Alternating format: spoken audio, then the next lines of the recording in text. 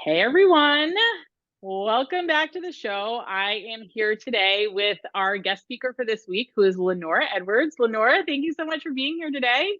Thank you so much for having me, Jamie. I'm so excited to be here with you. Oh, I'm so excited to have you too. Lenora is a speech and language pathologist.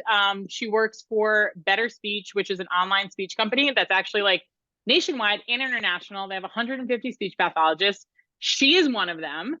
And she reached out to me. Lenora, you reached out to me. I loved your email. This connection and scheduling was so easy because Lenora just had this great energy in her email.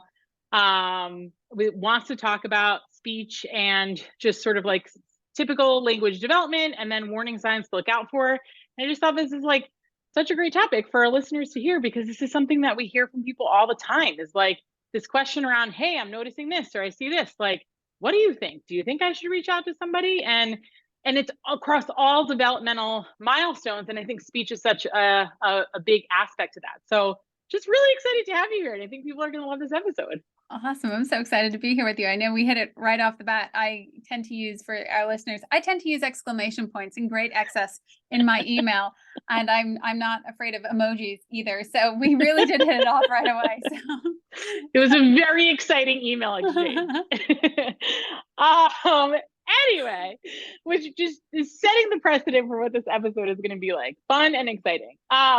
But let's actually dive in. I really want to talk about your expertise in the speech space. Do you just want to first start with like what an SLP is?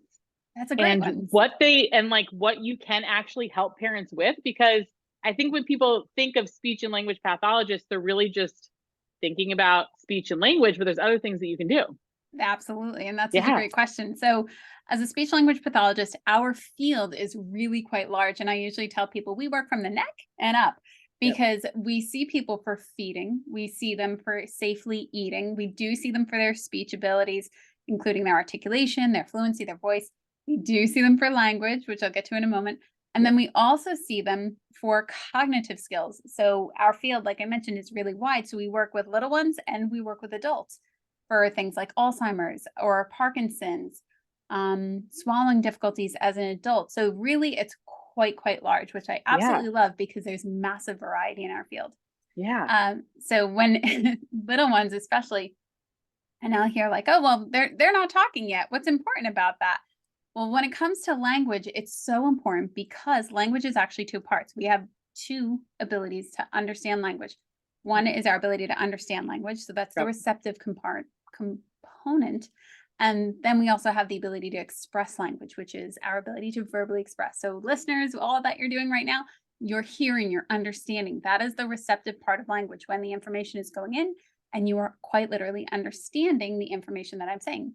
Expressive language is the words that are coming out of my mouth and producing sentences, and how we grammatically produce sentences in that format. That is the expressive part of our language.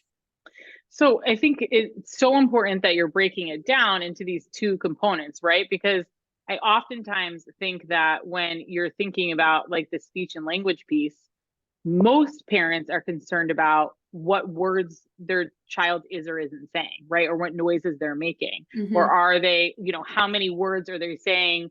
Or, are they doing three word sentences or 5 word sentences, right? But, and that probably feels a little bit more tangible in terms of what you're looking for outliers of the typical language development, right? Versus the receptive piece of it. And that feeling, like it feels like either, figuratively or literally, like it's more internal, right? Absolutely. And so I feel like the signs that you're looking for it being outside the norm, can be missed or are missed or aren't even understood in terms of what you're looking for, because you're not even thinking about that receptive piece. You're more so thinking about how your child is articulating themselves. You're completely 1000% right on that one. Definitely hitting the nail on the head. So what I like to suggest to nearly anyone that's listening is start talking right away. When you find out that you are pregnant or that you're expecting, start talking out loud, because that little one is actually able to hear you. And even though you may not think that they understand what a cup is, that's okay. But what you're offering them as you're talking to your little one when you're expecting, and especially once they come out into the world, you're offering them foundational skills of understanding their entire world. Yeah. And this is how we communicate. They come in not knowing anything, and it is up to us as the parent and the guardian of that little one to explain everything to them, which is why it's so important, especially in those very early years. That little mind and body are continuing to grow. Neurons are connecting, neurotransmitters are firing. So much is happening, so much more than we can actually even explain, even though our technology and our science field is incredibly advanced. There's so much going on in that little mind and body. So that's why it's really important to keep talking. So when you're with your 3-month-old, keep engaging with them, have them watch your face, have them make noises with them, play with them. When you pick them up out of the crib, you're going to say, we're going to go up and we're going to change your diaper. And you can explain what you're doing. And it may feel like a lot of the time that you're talking to yourself, but what's really important is you are offering them language. You're explaining what you're doing, and you're also demonstrating how these words go together to form sentences. And they're experiencing the world around them through their physical experience, but also as you're explaining it to them, it makes more sense to them. So really early on, for your little one, usually newborns do get a hearing test before they leave the hospital, which is a great thing. But also, it's something you want to keep an eye out for as they continue to grow, because they're listening to the sounds going on, because they're listening to the sounds that are going on around them. So that's why it's really important to keep talking and to notice certain things. So are they engaged in your face? Are they looking at your face? Are they making eye contact? We know as early as 4 months, they're watching our eyes. And then when they get into 8 months, they're watching our mouth. They're actually watching how we're moving our mouth and the way that we're making our sounds. When they go back to 10 months and older, they go back to the eyes. Especially the reason face-to-face interaction is so important is because 70% of our communication is nonverbal. So we have so much else going on. And when we're showing our face, we're showing what our mouth is doing, but we're also conveying our feelings. And that's how they also start to understand what our facial expressions mean, which is also something we really don't think about. And you want to see them have that engagement and being able to play with you. Your little ones as early as 3 months, 4 months, 6 months, they're really starting to communicate through their cries and through their noises that they make, and they learn, they make a sound. Ooh, I can make a sound too. And it goes back and forth. And as they're trying to model you, you also get to model them. So when you're having whatever interaction with them, as they're going, that's them playing, but you also get to model that and engage with them. And they start to understand this back and forth, which is also incredibly important for our communication. So making sure that they're looking at you, and are they starting to respond to their name or the sounds that are going around in their environment? It's really important. If that information is getting in, you're going to see them kind of localizing. They'll do some head turns to localize that sound, which is really important. And they'll engage with those things. Can I ask a question about that early on communication? I feel like most parents default to like that higher pitched, like baby talk type tone. And I'm remembering this woman who I had in one of my support groups. I will never forget her, and I still love her to death to this day. She was like, I can't, we were talking about, I think it was the week on, health and wellness for mom and baby. And she was like, I can't do the baby talk anymore. Like, it's just not me. Like, I can't, is that actually a bad thing? She's like, I have resorted to like putting on Bravo and watching Real Housewives and putting the baby in the bounce seat in front of me and talking to her like a girlfriend about like what I'm seeing on the TV. And I was like, that is actually brilliant. Like, I know that I don't think there is a reason why you need to be talking in a baby voice all the time. Absolutely. And actually having this range, correct me if I'm wrong, but having this range of tones that you're talking to your baby in, from those deep tones to those more high pitched tones. This is why I feel like you hear like music is such a wonderful aspect to language and learning because of those different tones. Can you just touch on the baby talk and language development related to hearing those different tones? I love that they did that. I think that's such a great idea. For me, some people ask, is the baby talk really bad? And when they're that young, that's okay. It's vocal play. You're engaging with them. That's completely understandable and supportive and engaging to them. When they're 5 years old and you're still engaging in that baby talk, that's a little different, and they will model that. So that's where you do want to you want to shift before that and encourage their language. The fact that she was offering both is variety, because what's really great, especially when the pandemic occurred at the very beginning, little ones missed out on all this social engagement, all this social understanding. So think about in 2019, you might have taken your little one to the grocery store with you, or they were going on the playground and out in the community, whatever it may have been, they were interacting with other children. When the pandemic occurred, that actually really hindered social communication, because little ones weren't going out. They weren't hearing a variety of sounds beyond the ones that were within the home. And what was great about what your friend did in that group was she was explaining, she was still engaging. She didn't leave them in front of the TV and wave goodbye, adios, and walk out the door.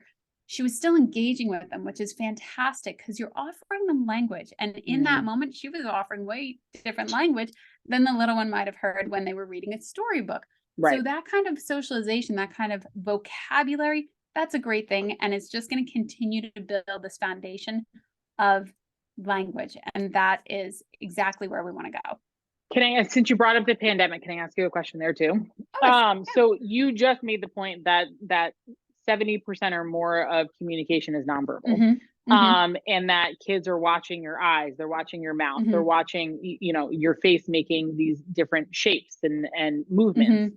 What, based on what we know, just from prior research, and then what sort of like preliminary coming out in terms of language development with kids who were born during the pandemic, what are we seeing in terms of like the effects of the face mask and or shields on development for kids who were born during this time? We are seeing a bit of a delay right now, and it's really important that we do address it, simply because what the mask did, yes, it was completely needed at the time and it was completely warranted. And if people still feel that they want to wear it, that's their right. What happens with the mask is that it actually eliminates a lot of communication and a lot of interaction on our face. So what's significant about that is now you're having little ones that were looking at speakers but missing a ton of information. Now, if you had a face shield or a see-through mask, it's a slightly different story. But because they missed a lot of information in that time frame, their mind was still developing. Their brain was still developing, and it wasn't going to pause simply because of the circumstances that we were in. So it's really important that we do notice these things, especially you want your little one to have expression when they're talking, and when they're playing with toys, there should be surprise faces and peekaboos, but also, when they're doing other things, when their toys are jumping, are they having this expression on their face when they're playing pretend? Playing pretend is incredibly important because it offers such imaginative flexibility, and that's how our brains learn. They'll continue to create from that standpoint. So are they having this imaginary play? Are they engaging with the toy and the person and having this attention component? So it really is quite important so that they understand what peer-to-peer interaction looks like, but also what is peer and adult, what is child and adult interaction look like, and being able to understand and recognize the expression on a child's face and recognize an expression on an adult's face. It's critical to understand. And if not, okay, no problem. Let's get in touch with a speech language pathologist, because this is social communication and it is so vital, especially because they may have words, but now they're missing this whole other level of communication that is really, really important. Yeah. So I feel like we've touched on this in different stages at this point. Maybe it'd be helpful to sort of like break it down into age groups in terms of like the typical language development. So we started talking about like early on the, newborn infancy phase. Can we maybe just go through like, typical milestones by age and what like that typical language development looks like? Absolutely. So really specifically between 18 months and 24 months and forward to 36 months, you're going to see a language explosion, ideally, in typical developing children, because now that you've had laid all this groundwork for their language, they're going to actually start using what they have. You're going to start to hear more expression. So you're going to hear they're going to start to develop a name for everything, and they're going to start to use that vocabulary. And that's a really great thing, because we want them to understand, but understand such as go find your teddy bear. That's a receptive part. They're being asked to follow a command. They're being asked to go do something and find a very specific object. That's the receptive component. But we also want them to start labeling it. Teddy! And we also want them to start, finding their toys. Dog, ball, and starting to label it. And that's really, really important, because they've now taken all the information they learned and now they're building on it. They're labeling. So when they start to go from one word, what you're going to start to see is they're going to go from one word, or at least an approximation. Sometimes you might not hear the very clear sippy cup come right out of their mouth, or I want a banana, but you'll hear more, and then you'll hear more, please. And that's building. When you go from one word to two word, that's building. When you go from who to who's that, that's building. You've now gone from 1 to 2, and it's going to continue to build. And that's a great thing. When they're in 2 and 3, you're going to actually start to hear different sounds. Typically, our letters P, B, and M, they're the first ones that emerge. It's not always, but typically, because these sounds are made on our lips, and the little one can actually model and see what you're doing.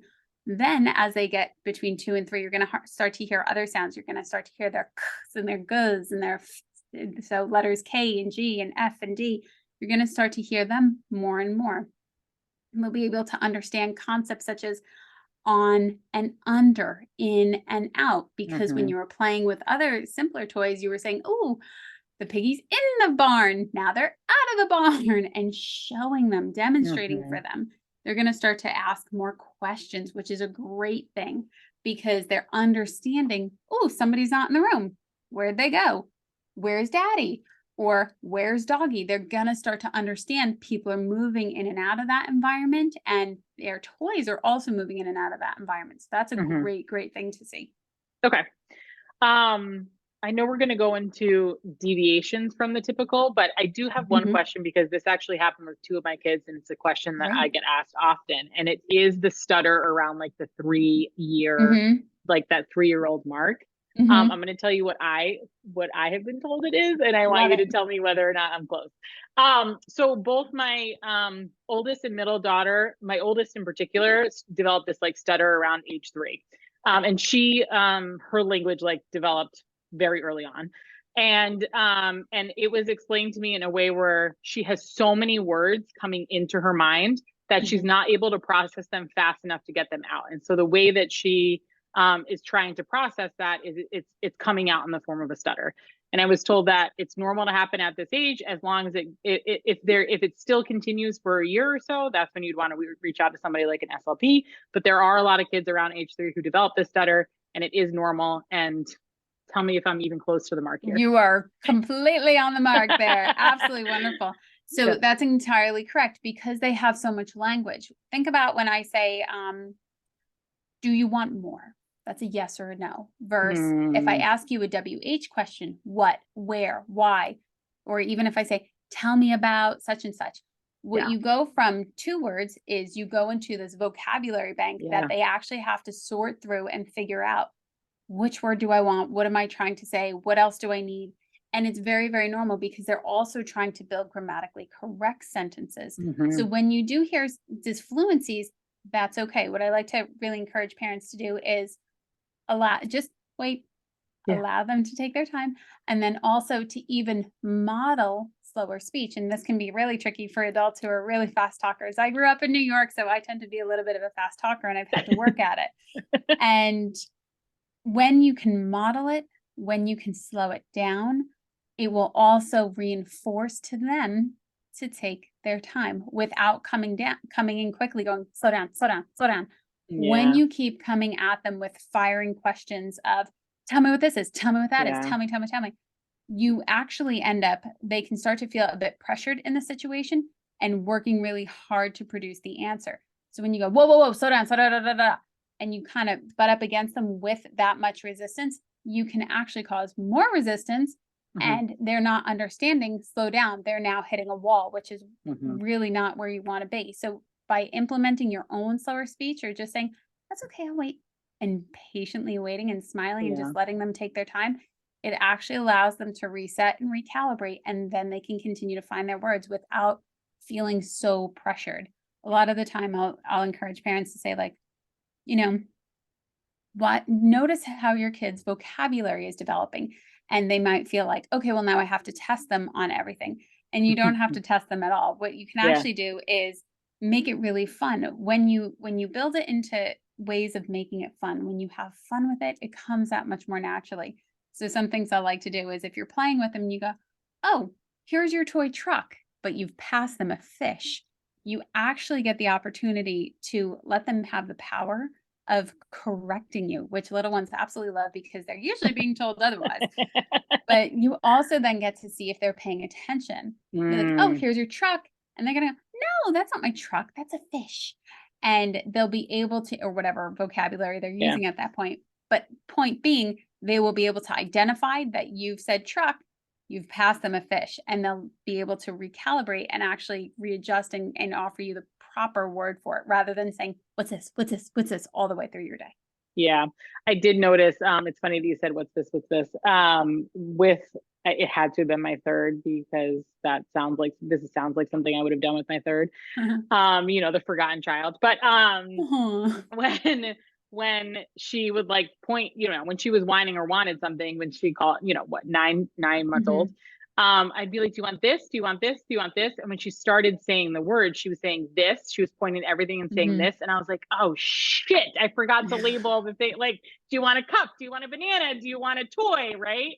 And it was one of those moments where I was like, shit, I've been calling everything this. But this is sort of going back to my original question, which was, I think that you gave some great examples of that typical development for the kids like 18, 24, 36 plus months old. When you're talking about kids like, let's call it 6 to 18 months, sort of what are you seeing, going back to my pointing and saying this story, what are you sort of looking for in terms of like typical language development in that range? Because I think there are some things that get missed there, thinking that come 18 months, my kids are just going to start, saying words and syllables and putting together sentences. And I think there are things that you can look for leading up to that. Absolutely. So actually by their first birthday, you'll start to hear their first word emerge. And now as their words are starting to emerge, what it actually will appear is approximations. And we still consider that an attempt. We still consider that absolutely communicating with intent, with intention. And it's really important that we acknowledge it, because what they're doing, even though they can't come out and say, I want a bottle, what they're doing is they might be pulling you over, they might be pointing, and they might be conveying in any vocalization, that's what I want, pay attention. And that's them communicating, and that's really intentional. That's a great thing, because naturally as caregivers, we really anticipate their wants and needs. So it's really nice to be able to, kind of reset and say, okay, I got to sit on my hands. I'm going to wait. You tell me. So especially if you're trying to encourage your little one to communicate, sometimes when we anticipate so much and we fulfill their wants and needs, you now have taken that from them, and they have no reason to express to you. Give them reasons to express to you. So when you're putting snacks out for them, or when you're sitting down to have your meal, fill their cup just a little bit. Give them just a little bit on their plate, so that they actually have to go, oh, I would like more, please. And moo, however it's proximizing for them. They might not come out with this beautiful, I would like more, please. It's going to be more or mama, whatever it may be, however it's coming out. That's great. And to reinforce, say, thank you so much for telling me what you want. I appreciate that. Thank you. Here's more. And you can actually offer that verbal cue. You can reinforce that they did a good thing. They told you what they needed and what they wanted. And that is a very, very good thing. So then to give them more, that's actually creating opportunities for them to communicate. Or even another opportunity is when you hide a toy and they pop up in a random place. So oh, Mr. Giraffe, you're sitting on my car seat. I didn't see you there. Because when they open the door, they'll go, and that's an expression of Mm, surprise. Hello, and they'll model hello. And that's a really, really good thing. And showing this other communication, even when they kiss the giraffe or when they pet them, that's communication. That's a social thing. That's really, really good. yeah. Another great thing is to offer another break up their routine.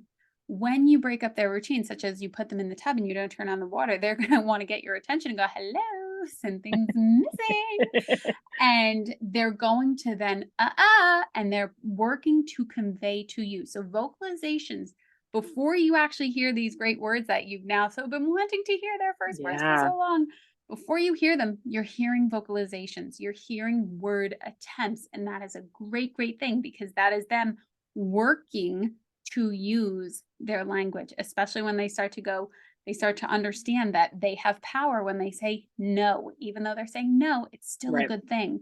When they're saying mine, they're showing you understanding of social norms and boundaries and what they want. Very, very good things. I love that all the examples that you're giving are not like a thing that parents need to do in addition to all the other things that they're doing. Literally like every functional. example that you've given today is you are like so perfectly blending it into what everybody's daily routine is, right? Awesome. So that's great. I mean, I just think that that's great, right? Like you're talking about putting a kid in the car seat and seeing something there you weren't expecting to see there, right? Like you're not going out of your way to do that, or not turning on the water in the tub. Yeah. Or, knowing that it's time to feed them and maybe you start half the process and they see you do it and you stop just to see if they, signal to you if they want their bottle or something. Like, I love that all of the suggestions that you're giving are just integrating it into your everyday life and not adding on to a to-do list for parents. Awesome. We love that. Functional communication. So thank you for that. Functional Love language. that. Absolutely. And I'm sure you were doing that intentionally, but if you weren't, I just really need to commend you for that. It's so good because I feel like the more people know, the better off people can be. Because when we have the knowledge, that's a great thing. That's potential power, because we usually say knowledge is power, but actually knowledge is potential power. When I can take the action, I then am now applying that, and that is powerful. And that's really great because then other people will see it and they'll go, oh, that's a good idea too. I can use that at home. And it's all about learning and going back and forth and having fun. And I know a few weeks ago on your other podcast, we talked a little bit about that, or you had talked. It felt like I was there, Jamie. You can come back on anytime, Lenora. You were talking about the bullying, and it's really, it's heartbreaking because naturally most people want to have a really good experience, and it tends to come across like, because they don't feel good enough, now they have to level up and they have to bully other people, and it's just not serving, and everybody's just so much more way down. So the more you can say, oh yeah, take this tip. Oh, I learned this from a friend too. It's not about who you got credit. Just if everybody can be more supportive, it's so much easier, and development happens. And when we're having fun, things get better. Totally. So it's a great thing. I mean, you're bringing up a great point, and I think is a great segue into maybe talking about the sort of the deviations from the typical here. But even before we started recording, I was saying that what I feel like I most commonly hear from parents, right, with any developmental delay that requires them to have services of any kind, right? Speech and language pathologists included, is like, I wish I had known sooner. I wish I had reached out to somebody sooner. I wish I had trusted my gut, or I wish I had known what to look out for. Like, I didn't even know that the way that my child was developing was atypical. Whether it's because like it just wasn't something that they picked up on, or because maybe they were told it was normal, or to keep watching it. So I would love to, if you could just take, a few minutes to talk about what I don't know if there's like typical deviations to the norm or most common reasons why people reach out to you, or if it's just warning signs to look out for that are a good reason to reach out to a specialist like an SLP. I think it'd be great to take a few minutes to go through that. Absolutely. So first, I love our instincts. I think if you're like, something's wrong, I don't know, it's probably because it is, and you're probably right on target. So I love that, especially with Better Speech, people can reach out to us, and we offer a free 15-minute consultation. So if you have questions, simply visit betterspeech.com and we can get you in touch with a professional, and you are able to actually ask your questions. So if any of you guys are listening and you have questions, feel free to reach out to us, betterspeech.com. We're there for you. things that you really want to look out for are, first and foremost, are they listening? Can they follow your voice? Are they localizing sound? Because if sound isn't getting in, that's really, really critical. And that's something that we want to be addressed immediately, because that's information that's not going in, but that mind and body are still developing, and we need to find the correct match for it. So can you be really specific there? So I know what you mean when you say localizing sound, but can you be really specific, like at what age and what are parents actually looking for? Completely. Thank you so much for reminding me of that. What are they turning to sound? So when they hear a loud noise, localizing. When we do this instinctively, and we will actually turn toward the sound, because we're trying to hear what direction is coming from. Because also we are wired to fight, flight, and freeze. Our system needs to know this. We don't train this in. This is just natural to us. So are they responding to sound? When they hear loud things, or when their toys are making sound, are they engaged in that toy? Are they looking at it? That's another component. Having that intentional engagement, having that focus. Usually around 7 months, they'll start to really understand that they'll understand their name, and they'll look a little bit more clearly to you when they're being called for. So that's that receptive component, is that information going in, and that's really important. So when you point, are they looking toward what you're pointing to? Are they actually engaging in that toy? And they'll start to respond to when you say no, and they're reaching for something, and you say no, are they responding to that? That's definitely something to really look out for, because that's evidence that they A, can hear you, and B, they know that you're talking to them. And that's really important. Other sounds, if they're not starting to really make babbling noises and really have that vocal play between 7 and 12 months, that's really important. Even as early as 4 months, they're cooing and they're babbling much more. But when you hit 7 months, they're babbling in longer strings. So rather than you're hearing and it's getting longer. That's a good thing. So those are all signs of intentional communication. So I know I already touched base on those earlier in the episode. So those are really some really clear ones. Also, when you start to, you want to see if they're responding when you say, where's Teddy?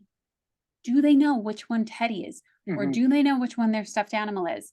Or are they socially engaging with you? Are they able to engage in a toy, look at you, and come back to the toy? And when, let's say you're playing with a pop-up peekaboo toy and they're 10 months, are they watching it pop up and then looking at you and then going back to the toy, and having that back and forth attention? That's really, really important. Those are all signs of engagement, signs of understanding, signs of communication. It's great. Love that. I love the really specific examples. I think that's great. When there is a parent who has this, and I could not agree with you more on the instinct. I tell parents all the time, like, it sounds like you're concerned, and that concern is valid. Like, I don't need to know any other information except that you're telling me that you're concerned, right? Like, absolutely. So let's figure out how to validate that concern for you and get you in touch with people. So when there's either a parent who's concerned, either because they're just like, I can't quite put my finger on it, I just feel like something's off, or they have seen one or more of these deviations from the norm or warning signs, what resources are available to parents in particular around language? I mean, obviously we've talked about Better Speech. So I'd love to learn more about the actual platform that you're on, and then other resources that are available to parents. Absolutely. So with Better Speech, what I love is that we are nationwide. So the fact that we are all licensed by the American Speech and Hearing Language Board Association is a great thing. And then we're licensed by state. So for example, with our online platform, I live in Pennsylvania. I am licensed to practice in 5 other states though. So it lets me really work with people in different areas, and I'm able to provide service and care on their schedule in a way that's functional for them. So when you go to an outpatient clinic, and what I find really important is reaching out to an outpatient clinic or the school system is great. Not saying that it's not. It absolutely is great. The downside is that sometimes there's a really long wait list. And if you have concerns, let's say you have we're going to go with a 16th month old or 16th or 18th month old, And you're now starting to see some things that are giving you instincts of, something isn't quite right. Either A, they're not developing like my other child, or B, I'm looking at other kids and I'm not seeing certain norms or certain things, or I'm looking at these guidelines by the pediatrician and I'm not seeing certain things. I want to talk to a professional. The worst thing that's going to happen is that you're going to talk to a professional. So when people have concerns, they often think that they did something wrong. It's not about doing anything wrong. Exactly. If you have concerns, reach out to professionals. This is why we are so passionate about it, because we want to help. And also, at least for me, I'm somebody who has questions at 2 a.m. in the morning, and I would like to speak with a professional as early as the next business day. Now, in a clinic, I might not be able to work with that parent for 6 months waiting for that evaluation. So with Better Speech, the fact that people can go on and speak with a clinician, because we offer that free consultation, you can get your questions answered, and we will do our best to guide you. If you would like to work with a speech pathologist and say, worst case scenario, let me at least have them seen by a clinician. They actually, on our platform, we have the ability to offer individual sessions, or they can pay by the month. So it's not like we're saying, oh, sign up for 2 years and you'll never get your life back. It's not like that at all. It's literally working with a professional that is skilled in this area, and you can actually A, get your questions answered, B, see if services are needed, and I lost count of my letters. C if we thank you. See if services are needed. That's where I lost myself. And the letter C, get those services provided by. And we are there in your home, and we are able to, quite literally in your home, because we are 100% remote. We work off of Zoom. You're able to show us where your child is the most comfortable. You're able to show us what's going on in your environment. And then we're also able to let you be a part of the therapy session and say, this is what we would like to be seeing. This is where we want to go. This is how to make it functional at home. This is why I'm doing what I'm doing during the therapy session. And it's so much more personalized, and we are able to be there with you every step of the way. And I absolutely love that. I mean, I think that's great. I know that you and I, again, before we started recording, we were talking a little bit about early intervention, and I feel like it's at least, it would be remiss not to talk about early intervention in the context of, it being offered in every state. It is a free service. It is only up until age 3.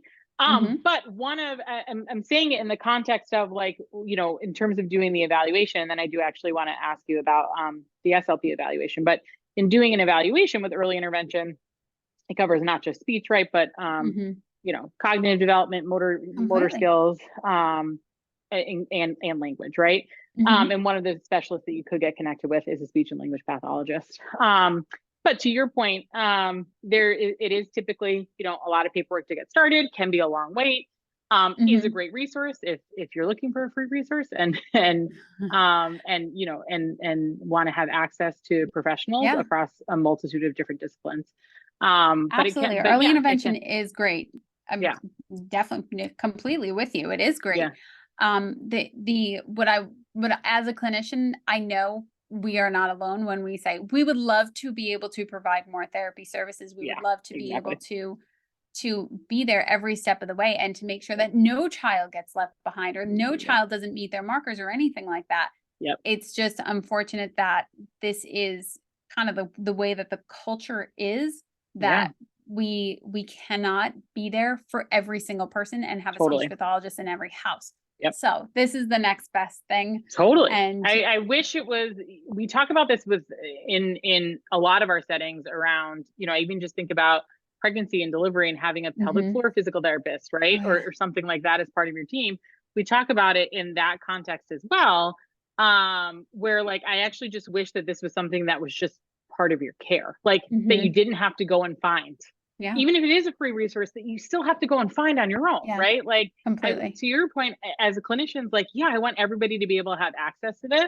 And I do think that what you all are doing with Better Speech is a step in that direction of, like, it is actually accessible to everybody, nationwide, international. You have enough clinicians to actually take on the caseload, which I think is huge, because a lot of these wait lists are because there aren't the supply is the demand is greater than the supply, right? Absolutely. Another thing I just wanted to add really quickly is that with our services, our goal is to be efficient, effective, affordable, and professional. The fact that we are able to provide what we refer to as our super bill we are able to provide you information that you can then provide to your insurance company to go and see if your services are able to be paid for, which absolutely is incredibly important today.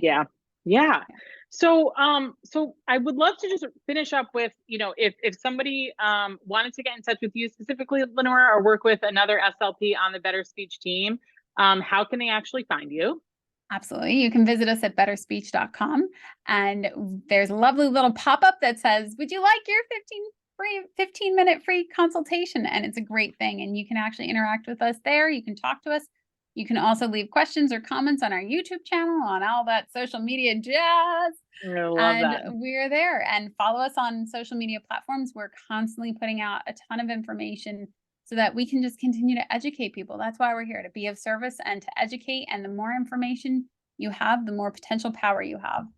I love that, Lenora. Well, thank you so much for being here with me today. Thank you for having me. It was great spending time with you. I know that this is a topic that's going to resonate with a lot of people. I think the specific examples that you gave on how to integrate these different aspects of the typical language development into everyday life is amazing. And then just the specific examples of the deviations from the norm and when to reach out for help, I think is going to be so impactful. So I appreciate you so much, I appreciate you. and all of your knowledge. And I know that we brainstormed a few other topics that we could talk about. So we'd love to have you back on again soon. Awesome. Thank you so much. It was great spending time with you. Oh, no problem. I'll talk to you soon. Bye. Bye.